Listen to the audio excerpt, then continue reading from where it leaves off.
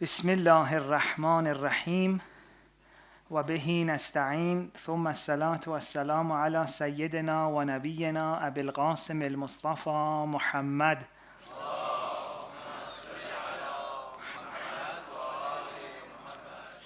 وعلى آله الطيبين الطاهرين. Dear sisters and brothers, Salaam alaikum. I pray that you're all well, inshallah.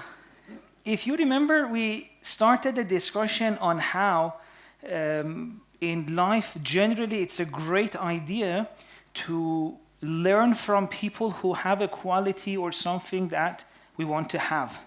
Well, that could be in normal life if someone, for example, has confidence, if someone knows a skill, if someone has a good habit. We can try to see how did they have it, learn from them, shadow them, allow them to be our mentors, and slowly we become like them. And we said, well, in these nights, in this holy month of Ramadan, if we want to gain that connection with God, if we want to receive more gifts from God, then let's choose as our mentor Zainul Abidin, the ornament of the worshippers, and allow him to be our mentor. We shadow him and see how does he do things, and we become like him. We thought maybe a good way to do this would be to look at Imam Sajjad's dua Abu Hamza Thumali, and by reflecting on the words of this dua, try to slowly basically learn how this great personality relates to God. What does he ask from God? Because one thing you don't want to do in this month of Ramadan is to ask for little. Not that don't ask for little things. Ask for them too, but don't stop there. If there's way more to offer, why should we stop at insignificant things? So we thought, let's go and see what does Imam Sajjad ask from God. The first line of the dua was what? Ilahi la tu'addibni bi'uqubatik. Imam was telling us that there are two ways of growing. There are two ways of education. Unfortunately, most people, I would say 99.9% of us, are stuck in a way that Imam Sajjad says, I don't want this. It's not bad, but it's not the fastest way. It's level one, and above it, there are many levels. Just to recap and remind us of what the first way was, Imam Sajjad said this first way is the way of reward and punishment. You do things because you want to get a reward out of it, or you you avoid things because there's a punishment. Or, as I said, initially you may not notice it. You do something, let's say, for example, I don't brush my teeth. I don't pay attention, I said, I don't care. I keep not doing it. Suddenly the doctor says, if you're not careful, we have to pull a few of these. Or even worse, you have to pay so much. Sometimes that's even more painful than losing your teeth, right? Unless you have a relative who's a dentist, which alhamdulillah I'm sorted. But I'm saying, what happens at that moment when your dentist suddenly tells you that, it seems like a few years of not taking care of your teeth. Now, this is the consequence. At that moment, honestly, what do we say inside? I wish I had taken care of them. What is this? This is learning. Imam Sajjad says this is learning through the consequence of your action.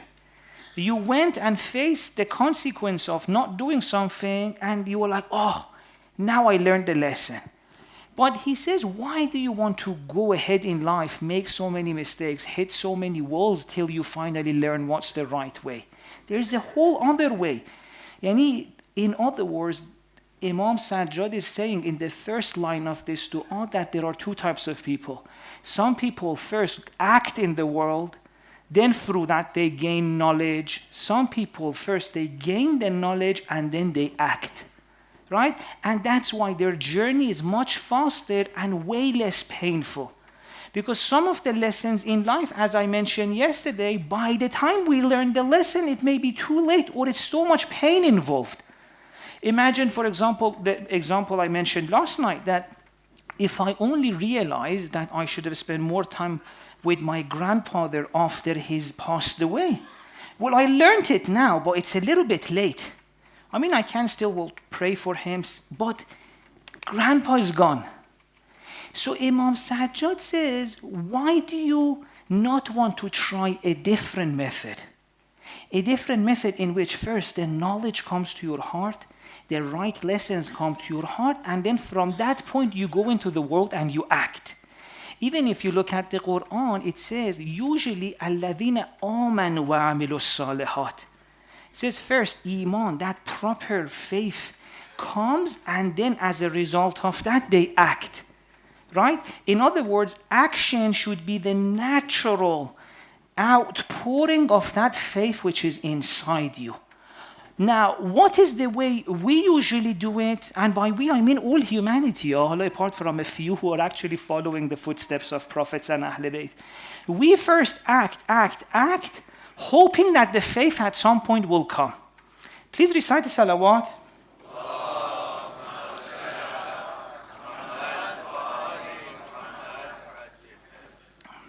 24 minutes, that's such a nice number. Alhamdulillah, maybe I can relax a little bit. I relaxed too much. I forgot what I was saying. Knowledge came back. What was I saying? I was saying there's two ways of living. In one way, first there's knowledge and then action. In another way, there's action. You make a mistake, you realize, I should change. Then knowledge comes. Right? Does that make sense? Not studying. Then you realize, oh my God, I'm falling behind everyone. You're like, okay, now I study. Or not taking care of your family, they become cold. You're like, I should have taken care of my family. Imam Sajjad says, ببین, a muvahid, a person who's connected to God, a mu'min, a true mu'min, is think about it. Yani, one of my teachers once was saying, we haven't seen a proper follower of Ahl Bayt for so long, we've almost forgotten what it looks like. Yani, we have forgotten what kind of life is possible for us. We are insan. Isn't it weird that sometimes we forget the basics? Isn't it weird that we hurt our loved ones? We've got used to these things. If you ask Imam Sajjad, he says, nah, this is weird. You're better than this. I'm not judging us, I'm saying we've forgotten something really important. We were so focused on the action which didn't have that foundation of proper understanding and relation with God, that life has reached to a place where if you really think about it, it's a very weird situation. And I said, I'm not judging any of us, but let me just tell some of the things which are happening between us. Every community I go, at least I see a few cases. Someone says, yes, father passed away and uncle passed away. They were like working together.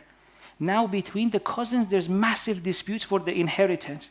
I'm like, okay, two cousins should fight over inheritance? Again, I'm not judging any of them all. I'm saying what happened to us? Why did we reach a stage where my cousin, who we grew up together, they lived in our house, we lived in our house, we got to a place where we're fighting over these things. Another person calls me and says, you know what, my dad is disrespecting our mother so much. When my dad comes to the room, my mother shakes. I'm like, what happened? Are we not a follower of Ahl Bayt? Are we not a follower of Prophet? When did they ever, whoever shook in the presence of Imam Ali? In the sense that Imam Ali comes home, would children be scared? When Prophet came to children, would children be scared? No. His presence would calm everyone down. Hello, what happened to us? This is not, by the way, who we are. Last night, subhanAllah, God gave me an inspiration. I was thinking about saying this tonight. I saw one of the brothers who reminds me of the Arba'in trip. He took me to the Arba'in walk. This, last Arba'in was my first experience of going on the walk. One of the things I fell in love with the walk because I felt like for a few days, and I look at people very carefully, especially with that psychotherapy lens, I really try to look at how people change before, during, and after the walk. One of the things I realized that in the walk we are insan. It's like people who back home may compete, may bring each other down. They're so late to help one another. In those 2-3 days, it seems like we're different. Everyone, the first thing on their thought was, how can I help someone else? There was this mother who had come with her toddler. So she's in a place where, and imagine walking with a toddler, it's very difficult. But all the time she was asking us, how can I help you? It's like, what is this? This is the insani life. This is how humans meant to live. Have you seen the sacrifices made on the walk? People go out of their way to be there for another. Was there any jealousy? If you see another person doing something really beautiful, you get happy for them. That 2-3 days, I really felt like this is what it means to be insan. I don't want to go back to this life. Why are we like this in this normal life? We've forgotten what we are. And Arba'in, I think, was a reminder for us. Insan, there's a whole nother way of living. Charities don't need to fight. When we come back, when we forget who we are, even charities fight against each other. But charity is meant to be a place of beauty, helping others. In every place, Quran says, even religious scholars sometimes fight one another. What kind of life is this, that the one who's meant to remind us of God, we fight against each other? And I'm not saying anyone else, all of us, me as well. If I forget what I am, if I forget I'm an insan, I stop behaving like an insan, and I slowly fall into the habits of the creatures I find myself around, like other animals and plants and trees. With the trees, I've said this a few times. Honestly, if you go to a jungle, what happens? The longer tree tries to get all the sun, and these smaller trees which are underneath it won't get any sun. With animals, it's the same. The stronger one will go and get the food or the prey so others won't get it. We are kind of behaving like them. If I have more power, let me bring someone down. Why did this happen to us? Imam Sajjad says, because you opened your eyes, you found yourself next to trees and plants and cats and dogs and lions. Slowly, you thought you're like that.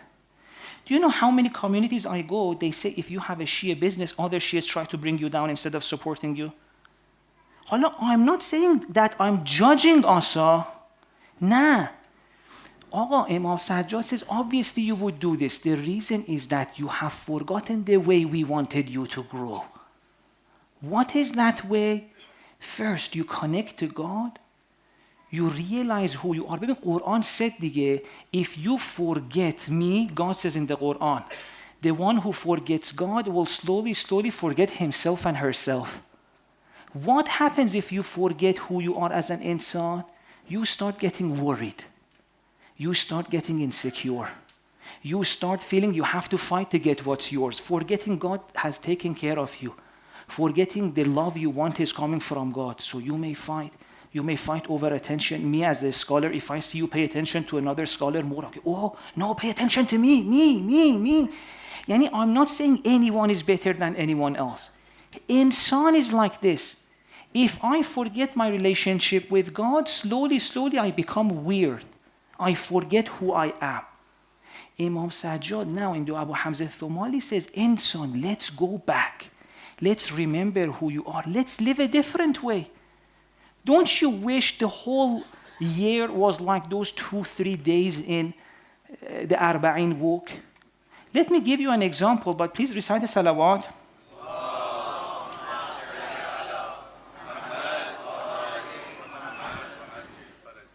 One of the brothers in Nairobi was sharing this with me about their experience in the walk.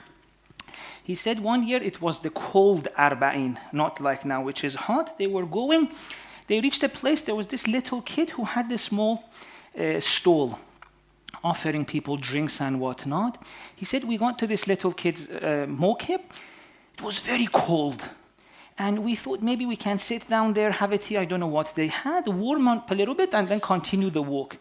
He said after a few minutes, this little kid, I don't know, he mentioned the age, I don't remember, 9 years old, 10 years old. He brought some wood and set it on fire to create fire for us to keep us warm. After a few minutes, we were getting warm enough. His dad came, looked around and said, where's your chair? The wood was his own chair. He had dismantled the chair he had to burn fire and create some war for these people that he doesn't know. Hope this is what insan lives. Imagine if the whole year we treated each other like that. I'll let go of my chair for you to be warm for 10 minutes and you go, you don't even remember me. I'm not saying I'm better than you are, not at all. If you look at my life, I'm the worst. Imam Sajjad says, of course you are Jawad, because you've forgotten who you are. I mean, there are some beautiful narrations about Ahl Bayt say how we want our followers to be. Saint Sheikh Fadel, by the way, has a lecture on social wilaya. Please go and watch that. There's a hadith in which the Imam says, you would be our true followers when if one of you needs help, he doesn't even need to ask his brother. Masalan, you need help, you come to my house, I'm not home. He says, you should be so comfortable with each other. You come to my house, you take what you need from my pocket and you go. That kind of brotherhood, that kind of closeness, which we experience it. If we hadn't seen, for example, the Arba'in, we'd be like, this is nonsense. How can ever people be like that? But in the walk we've seen, people give one another whatever they have. The guy brings, for example, these things for you not to get blisters. He himself has blisters, he gives it to you. Bibin past insan can live a beautiful life. If life right now, it's like this, that most of us were tired of it. People say, why did God bring us to this dunya? I'm like, obviously, the way we treat each other, why would anyone be interested in the life in this world? Allah Imam says there's another way. The reason why after 14 centuries after the Ahl Bayt, we still haven't managed to learn the way they want, and it's beautiful for us, is that we got the prescription wrong. We went for action first, hoping one day faith will come. Imam says faith is first, then through that do action. Knowledge first, and then action. Now, if someone says, Sheikh, you're saying that we shouldn't do actions, we shouldn't pray, we shouldn't read the Quran, I have something for you. A yellow card for anyone who says that. You are not paying attention. I did not say don't do actions, right? So no one going around saying, Sheikh said no Quran, no prayer. Actions are important, right? If anyone misrepresents me, you've already received the yellow card. If you do it again, the guy may have to go for more serious. Past actions are important, but if you want to understand the relation between actions and that knowledge that Imam Sajjad is talking about, see, actions are like the language of your soul. Actions are almost like that, warning signals you get on your car. Mesela you're driving, suddenly a yellow light appears on your car, right? Actions are like that. It's telling you something is wrong. Mesela, let's say I'm lying. That if I'm lying, or if, for example, I'm stealing, if I'm shouting at someone, if I'm angry at someone, that's like a yellow warning to me that something is wrong. Just like your car could give you a warning. Maybe you need oil, maybe you need a service. Hala, if your car gives you a yellow warning, what is the solution? Do you go and break that yellow light? Oh, problem solved. The problem was the yellow warning. Done. No more yellow warning. Or put a sticker on top. Nah. That is telling you something deeper is happening in the engine. Past, Imam Sajjad says, Insan, if you lie, if you steal, if you're angry, whatever problem you have in your actions, you can't fix it by more actions. You have to go inside and see what qualities you have. A problem with an action is only a signal that something internally is wrong. In the level of your qualities. But even qualities are not the actual thing. Even if I say myself, I can't love others. I'm jealous. I'm scared. Imam Sajjad says, still this is not where you should focus as. This is a signal that tells you the way you understand the world, your faith, your knowledge of the world, there is something missing there.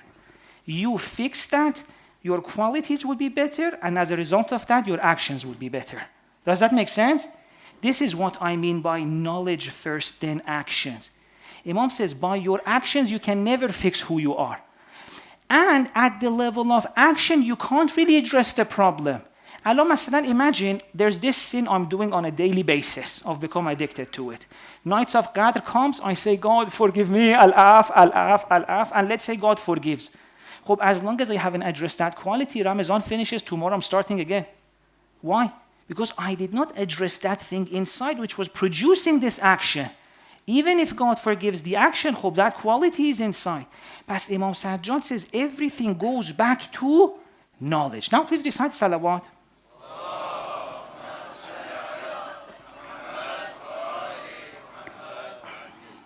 How are we feeling, by the way? Are you following? Yeah? I thought I have 10 minutes time. Let me engage the audience a little bit and see how are you doing. Is everyone okay? Is it only me, or are you feeling a little bit warm as well? Maybe it's just this passion I have inside. It's the love I have of honestly being next to you. It's such an honor to be next to you, mashallah. Thank you so much, by the way, for your attention.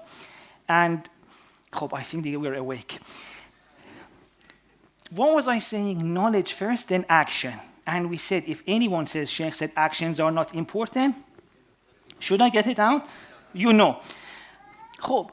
Someone may say, Sheikh, you keep saying knowledge first, then actions will come, or faith first, then action will come. Hope we have knowledge.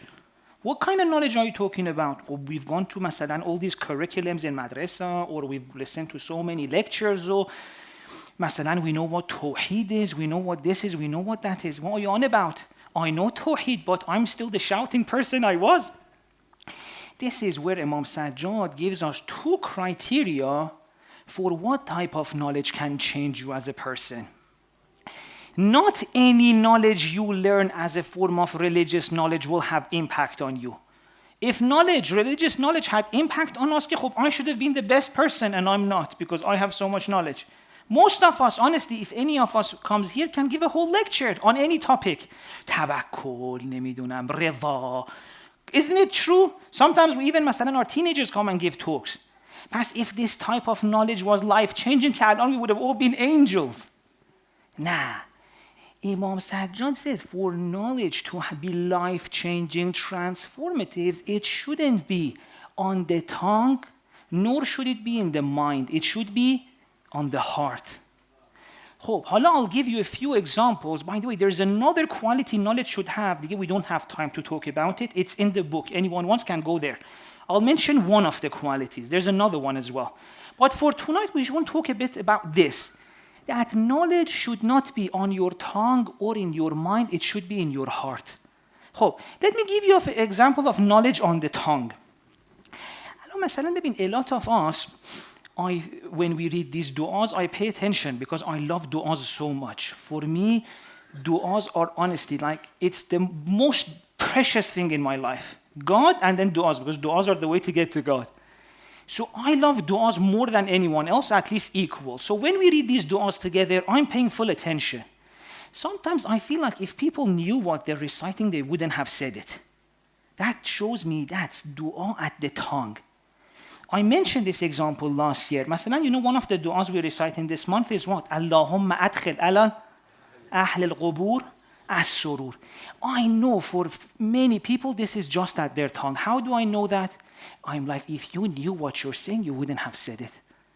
God, I want happiness and joy for anyone in the grave. Ahl al-qubur. I'm like, mate, how many of you can? I know you had issues with your mother-in-law and she passed away and you called me and said, I don't want to forgive her. Honestly, I've received these calls. But tonight you come at the mosque and you say, Allahumma adkhil ala ahl al-qubur. Like, you don't know what you're saying. If you knew what you're saying, something in your heart would say, oof, even mother-in-law who passed away? No, not her. Ahl al-qubur, except for her. Why does this person come to the mosque and easily, like chocolate, God sent surur to everyone? Well, she's not paying attention, or he's not paying attention to what she's saying. This is knowledge on the tongue. Again, I'm not judging God. Knowledge should come to the tongue till it goes to the mind and the heart. If someone says, Sheikh is saying, don't do the du'as, I think red card. I'm not saying let's not do the du'as. I'm saying if you come across like a line like this, that God sent joy to all the people who've passed away, ask yourself this question. In what state the Prophet or the Imam were that they were at peace with everyone who passed away? Why am I not like that? Why do I still hate my uncle who took all the inheritance money? Alan, if I hate him, I'm a little bit different to Imam Sadiq because he's at peace with anyone who passed away. He said, I don't have personal problems with anyone. Personal problems. I don't have personal problems with 10 million people. Past, if you reach a level like this, you ask yourself, what was happening in the mind and the heart of the Imam or the Prophet who say that? That was knowledge on the tongue. Sometimes knowledge is on the mind. Yani it's gone from tongue to mind. I know what I'm saying, but it doesn't mean anything for my heart. There's this hadith, maybe people go to Prophet and they say, Prophet, what should we do to succeed in life or in this life, the hereafter, amazing going on. Prophet gives them a prescription. Let me build some vibe for this hadith. Imagine the Prophet gives a prescription that says, if you follow this, you're sorted. This world and the next, that's it. Just this one thing, do it. Yani if Prophet lived at this time, there would be honestly tens of YouTube lectures with titles saying, guaranteed prescription for success by Prophet. Must watch video by the Prophet. Prophet finally shares the secret.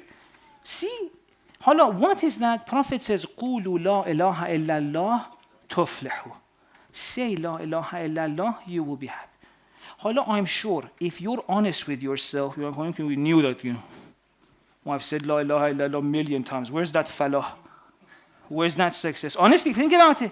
How many Muslims in the world have said La ilaha illallah? All of us, dige? Are all the Muslims right now in the best situations? Nah. That's what happened. Na'uzu billah, na'uzu billah, na'uzu billah. God's Prophet's promise is not true? No. But something else is wrong. The Prophet says, when I said, قُولُوا لَا إِلَهَ إِلَّا اللَّهِ, I didn't mean say it like a parrot. I said, say it like an insan. In Hadith of Mi'raj, because we have a few hadiths called Hadith of Mi'raj. In one of them, there's a line, it describes who are the people of heaven. One people, it says they are the ones who only say things that they mean it. If I say La ilaha illallah, there's the truth of that is not in my heart, obviously I won't get there. That's like a parrot who's been trained to say La ilaha illallah. Yesterday I gave you the example, dige. A parrot can say Allahu Akbar, Allahu Akbar. All the Muslims I see on that on Instagram, they get so excited. But honestly, if you go to the heart of that parrot doesn't know anything. Allah, Imam Sajjad says, Baba, you are treating yourself and your children like a parrot. Again, not judging. We're trying to go to level 2. This is good. But Alan, if I get my child to memorize all of the Quran, which is good, but if I stop at that point and my child comes, doesn't know what he's saying, or even he knows the words, Masan, he knows what is Allahu Akbar, it means God is greater. Alan, is God is greater in his heart? How do I know if it's in his heart or not? Alan, a problem happens. If he gets overwhelmed by that problem, it means that problem al-akbar. If a temptation comes and my child falls into the temptation, that means temptation akbar. Because even though I know in my mind that God is greater, if that knowledge is not in my heart, I'm like a tape recorder. Although maybe a little bit more than a tape recorder. At least I know what I'm saying. Maybe I'm like a very smart AI. But still, I'm not an insan. So when Prophet says, قُولُوا لَا إِلَهَ إِلَّا اللَّهِ تُفْلِحُوا, he didn't say that whenever you know there is no God but masalan, but Allah, that you reach falah. He said, no, the truth of that should be in your heart. Please recite the salawat.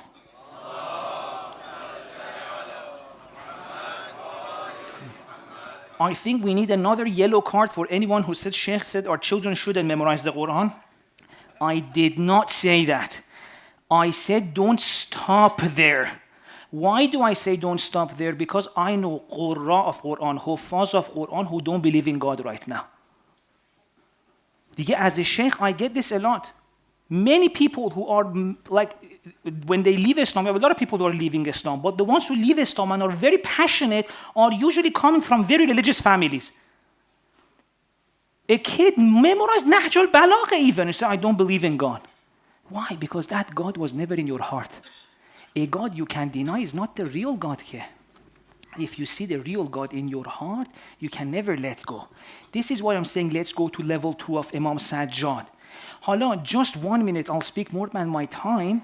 You don't tell the organizers, just 1 more minute. I'll open what La ilaha illallah is a little bit. Tomorrow we'll continue, inshallah. I mean, La ilaha illallah, one of the meanings of ilah is like a cave. Oh. Imagine you're on a very cold day on a mountain. It's nighttime, scary, you're getting scared.